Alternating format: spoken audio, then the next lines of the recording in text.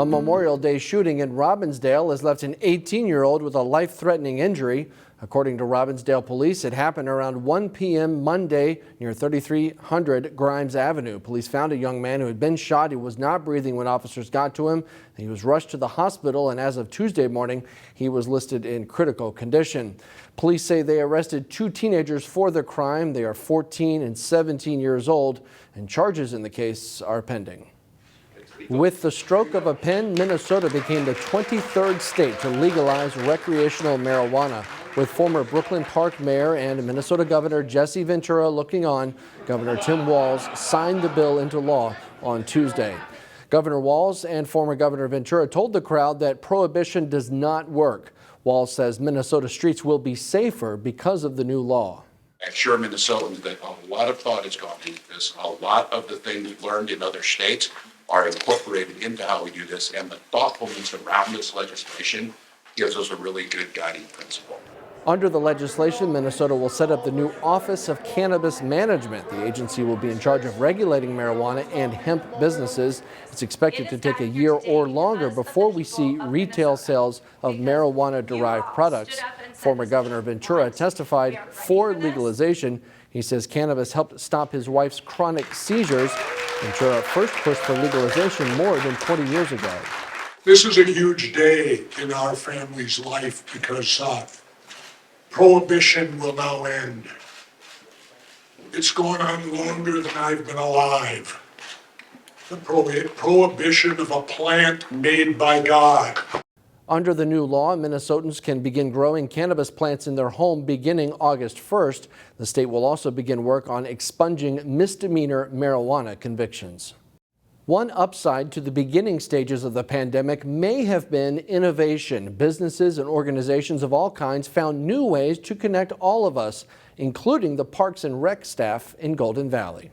Hello, everyone. My name is Asher Khan, and I am the summer intern with Golden Valley and Parks and Recreation. No, it's not an initiation that put Asher Khan on tape, preparing a delicious beverage on the City of Golden Valley's YouTube channel last week. The outcome you're supposed to get from it is the way you should approach it, which is just to have fun and enjoy it. Khan will graduate by the end of the year from the U, but not before he's helped shape the future of the city's award-winning HomeRECed video series. It certainly challenged us all and continues to challenge us. Parks and Rec Supervisor John Stutzman helped launch the videos back when everyone had to stay home in spring 2020. It started with an idea from his mother. The very first video was an exercise her physical therapist gave her to do to help with dexterity in her feet, and I went, this is a great idea, and we started off. So that's one that's always been near and dear to my heart. Crossing of the leg. The first 3 months, videos came out every day. Then as the world opened back up, fewer videos. And now, 200-plus episodes later, the city continues to put them out. This is an opportunity that we can serve families and people who are at home for holidays or non-school days, or those random, hey, it's pouring in July and there's nothing to do, or those snow days in January and February where school is canceled at last minute, and we still provide something for families and anybody really to do at home during those times. Cherry flavor as well. That gets us back to intern Asher's tasty mocktails and any other ideas he has up his sleeve for this summer. Not everyone has all this time to go out and pay a lot of money for an event or take a ton of time and leave home to do an activity. Just giving them something that they can do, something that will occupy the kids, make sure they have fun. Shaking his eyes. We just want to help out in any way we can. Graduation day is June 5th for Cooper High School seniors. As Delane Cleveland reports, this group of seniors will leave a lasting mark long after graduation. For 4 years, students walk the halls of Cooper High School. But some of the students in Cooper's IB art class have been given the opportunity to leave their mark on these very halls. The idea is forever. Visual arts teacher Claire Milkey is referring to a mural project where students find a blank panel on the wall and put their creativity to work. Yes, they have to get it approved by myself and some admin. So one of our principals sits with them and talks about their designs and helps them pick out a location. The murals don't have to fall under the parameters of a specific theme, but every one of them means something to the student artist. This is the Larry Bridge. It's over in Minneapolis. Senior Chris Blabu chose to paint the Lowry Avenue Bridge at sunset.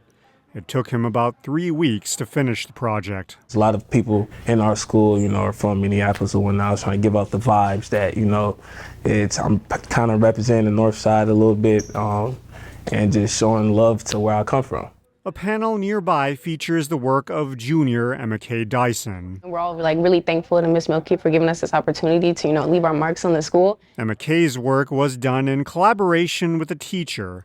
The mural has a Vegas theme and points students in the direction of the college readiness program known as AVID. A lot of people don't really know that much about it, and unless they started in middle school like me, I started in middle school. So, maybe walk past and be like, oh, what's that class? Is that something I can get into? Aside from being a legacy project for the students, the hope is that the murals will inspire others to advocate for the arts and take art classes. I have a ton of kids who are registered for this class for next year, and I'm just so proud that kids want to take our classes.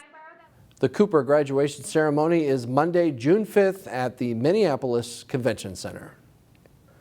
In Maple Grove, here's a chance to test your camera skills. Starting Thursday, the city will accept entries for this year's Maple Grove Moments Photography Contest. We'll leave you today with some of last year's entries.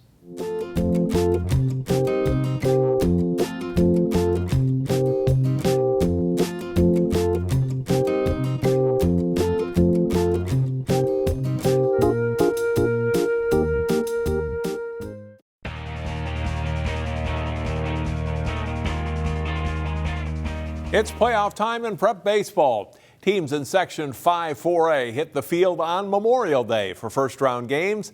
Jay Wilcox has highlights from one close contest. Warm and sunny on Memorial Day for Section 5-4A baseball as Osseo hosts Totino-Grace. The visiting Eagles surge early. Jay Krieger singles to left to bring Leo Matuga home, and it's quickly 1-0 Grace just 3 batters into the game. Next batter, Adam Molitor drives a base hit to right to score Arthur Augusto for a 2-0 lead. The Eagles get 4 in the top of the first to lead 4-0. But Osseo chips away. In the second, Gavin Sheska singles to left to score Hayden Del Castillo to make it 4-2. They had one more in the frame to pull within 4-3. In the third, Eagles pitcher Joaquin Majano helps his own cause with a deep drive to left, taking advantage of the shallow left field line for a solo homer, and it's 5-3 Eagles. Osseo has a good fourth inning, though. Brendan Kranz bounces a hit through the left side to bring 2 runners home to tie the score at 5-5. They later go ahead 6-5 on a wild pitch. Majano re-enters the game to bat in the 7th. His bases-loaded drive is run down by right fielder Sheska. It's a sacrifice fly, but could have been much more without the defensive play. The Eagles score just that 1 run as Osseo overcomes the slow start for a 7-6 win. Jay Wilcox, CCX Sports. In Section 6-4A baseball, Wayzata is the top seed. The Trojans open section play with a win over the weekend. Wayzata baseball hosting Minneapolis South in the first round of the Section 6 tournament. After a 1-out triple in the top of the first, a drop third strike here on the Tigers batter. The Trojans throw to first to get the putout, but Henry Dake dashes home and gets under the tag and scores. It's 1-0 South. Bottom of the second for Wayzata, Zach Brown with a fly ball to deep right field that drops in for a hit. Brown digs for third and goes in safely with a triple. He would later score on a balk, tying the game at 1. Still in the second, bases loaded now for Wayzata, and Jake Birkeland drives a ball deep to right center.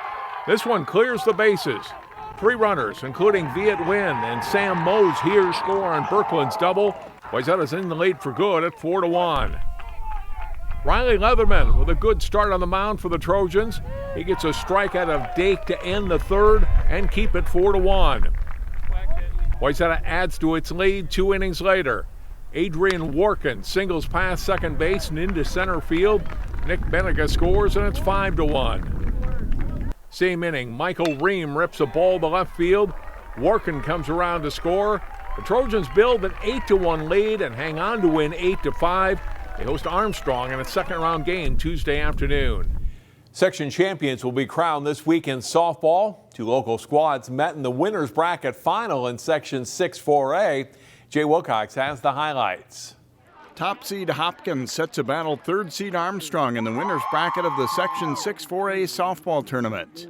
Hopkins gets on the board in the second as Susan Sherman knocks a base hit to center field to score Violet Duprier-Bear. It's 1-0 Royals on Sherman's single. In the third, Abby Carter's bouncer up the middle gets through for a hit. Signe Doe scores on the play as Hopkins takes a 2-0 lead, and they aren't done yet. Same inning, and Duprier-Bear drops a hit into right center field. Carter scores on the play for a 3-0 lead. Duprier-Bear is retired at second, but gets the RBI. Meanwhile, pitcher Doe breezes through the Falcons for most of the game, putting up zeros all along the way. Armstrong gets its best threat in the top of the seventh, but Dose gets the final out on a comebacker with runners at second and third as Hopkins moves into the section final with a 3-0 win. Jay Wilcox, CCX Sports. Find more prep sports games and highlights at ccxmedia.org and follow us on social media.